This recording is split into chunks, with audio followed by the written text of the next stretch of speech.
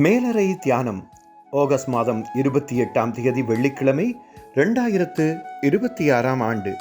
எழுதியிருப்பவர் Carroll வெஸ்டர்லண்ட், ஊசிமா, Finland. தலைப்பு: கொடைகளை உபயோகித்தல். வாசிக்க வேண்டிய வேத பகுதி ரோமர் 5ஆம் அதிகாரம் 12ஆம் வசனம் தொடங்கி 17ஆம் வசனம் வரை.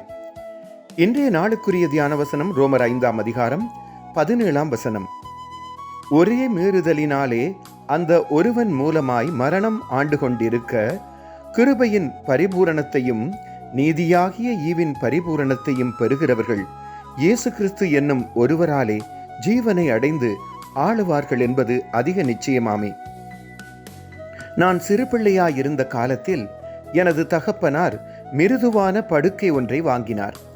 அது ஒரு பிளாஸ்டிக் உரையினுள் வைத்து கொண்டு வரப்பட்டது. அது அப்படியே இருந்தால் படுக்கை பழுதடையாது என்று சொன்ன அம்மா அந்த உரையை கழற்றாமல் விட்டிருந்தார். ஆனால் அது இன்னமும் உபயோகத்துக்கு ஏற்றதாக இல்லை என்ற எண்ணமே இருந்தது. படுக்கை தரப்பட்டது, ஆனால் சரியாக ஏற்றுக்கொள்ளப்படவில்லை. எமது ஆவிக்குரிய சில விடயங்கள் அதை போலவே இருக்கின்றன.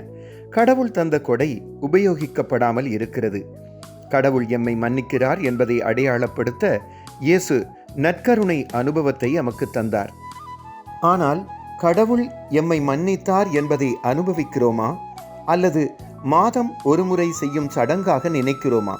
ஒவ்வொருவருக்கும் கடவுள் தந்திருக்கும் தனிப்பட்ட கொடைகளை உபயோகிக்கிறோமா? கடவுள் தந்தவற்றை உபயோகிக்கும்படி 1 பேதுரு 4ஆம் அதிகாரம் 10ஆம் வசனம் சொல்கிறது. கொடைகள் தரப்படுவது வைத்து அழகு பார்ப்பதற்கல்ல, உபயோகப்படுத்துவதற்கே. ஒரு நாள் அம்மா பிளாஸ்டிக் உரையை கழற்றிவிட்டார். அதன் பின்னரே அது உபயோகப்படுகிறது என்ற உணர்வு எமக்கு ஏற்பட்டது. ஆகவே கடவுள் எமக்கு தந்திருக்கும் தாளந்துகளை மூடி பத்திரமாக வைத்திருக்காமல் அவற்றை உபயோகிப்போம். ஜெபம்.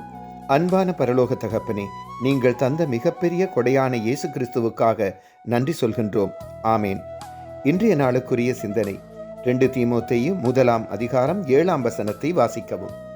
கர்த்தருடைய அன்பும் இரக்கமும் அவர் தரும் சமாதானமும் இந்த நாளில் உங்கள் அனைவரோடும் கூட இருப்பதாக.